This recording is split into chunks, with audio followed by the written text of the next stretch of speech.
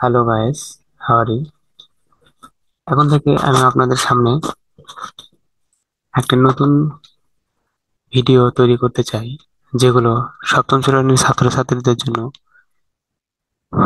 খুব ভালো উপকার বয়ে আনবে। এই ভিডিওতে আপনাদের দেখানো হবে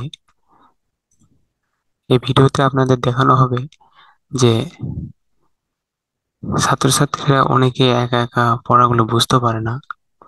এই পড়াগুলো নিজের থেকে তাদের বুঝতে অসুবিধা হয় এবং অনেকে তেমন একটা একা একা পড়ে বুঝতে স্বাচ্ছন্দ্য বোধ মনে করেন না। প্রথম গল্প, কাবুলিওয়ালা। কাবুলিওয়ালা গল্পে বলা হয়েছে, আমার 5 বছর বয়সের ছোট মেয়ে মিনি একদণ্ড কথা না কহিয়া থাকিতে পারে না। সকালবেলায় আমার নভেলের সপ্তদশ পরিচ্ছেদে হাত দিয়াছি, এমন সময় মিনি আসিয়াই আরম্ভ করিয়া দিল, বাবা, রামদয়াল দারোয়ান কাককে কৌয়া বলছিল, সে কিচ্ছু জানে না। না, সে আমার লিখিবার টেবিলের পার্শ্বে আমার পায়ের কাছে বসিয়া নিজের 2 হাঁটু এবং হাত লইয়া অতি দ্রুত উচ্চারণে আগডম বাগডম খেলিতে আরম্ভ করিয়া দিল।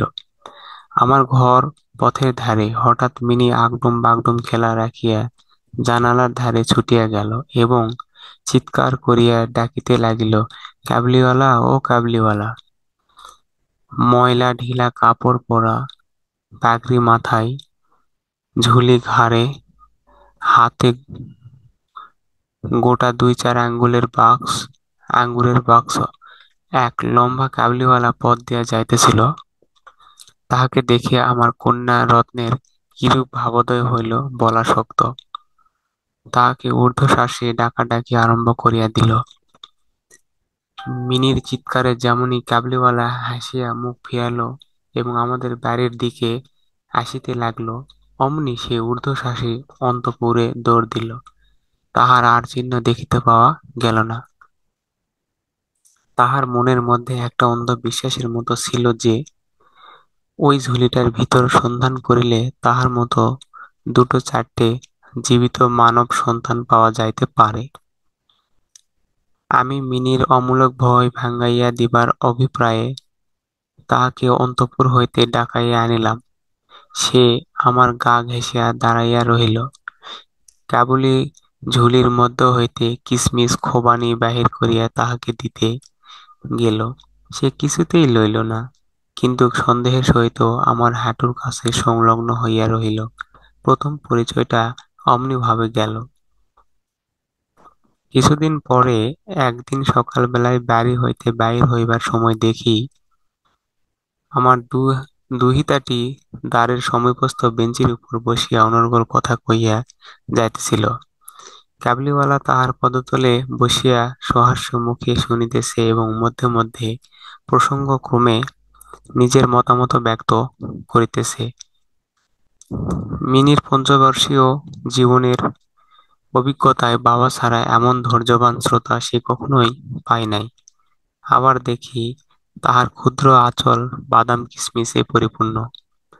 সংবাদ পাইলাম, কাবুলিওয়ালার সহিত মিনির এই যে দ্বিতীয় সাক্ষাৎ তাহা নহে। ইতিমধ্যে সে প্রায় প্রত্যহ আসিয়া পেস্তা বাদাম ঘুষ দিয়া মিনির ক্ষুদ্র হৃদয়টুকু অনেকটা অধিকার করিয়া লইয়াছে। দেখিলাম, এই দুটি বন্ধুর মধ্যে গুটিকতক বাঁধা কথা এবং ঠাট্টা প্রচলিত আছে। যথা, রহমতকে দেখিবা মাত্র আমার কন্যা হাসিতে হাসিতে জিজ্ঞাসা করিত, কাবুলিওয়ালা, ও কাবুলিওয়ালা, তোমার ঝুলির ভিতর কি? রহমত একটা অনাবশ্যক চন্দ্রবিন্দু যোগ করিয়া হাসিতে হাসিতে উত্তর করিত, হাতি। উহাদের মধ্যে আরও একটা কথা প্রচলিত ছিল। রহমত মিনিকে বলিত, খুকি, তুমি শ্বশুরবাড়ি কখন যাবে না? কখনো যাবে না? কথাটার একটা কোনো জবাব না দিয়া চুপ করিয়া থাকা নিতান্ত তাহার স্বভাব বিরুদ্ধ। সে উল্টিয়া জিজ্ঞাসা করিত, তুমি শ্বশুরবাড়ি যাবে? রহমত কাল্পনিক শ্বশুরের প্রতি প্রকাণ্ড মোটা মুষ্টি আস্ফালন করিয়া বলিত, আমি শ্বশুরকে মারবে? শুনিয়া মিনি শ্বশুর নামক কোন এক অপরিচিত জীবের দুরবস্থা কল্পনা করিয়া অত্যন্ত হাসিত। মিনির মা অত্যন্ত শঙ্কিত স্বভাবের লোক। রহমত কাবুলিওয়ালা সম্বন্ধে তিনি সম্পূর্ণ নিঃসংশয় ছিলেন না। তাহার প্রতি বিশেষ দৃষ্টি রাখিবার জন্য আমাকে বারবার অনুরোধ করিয়াছিলেন।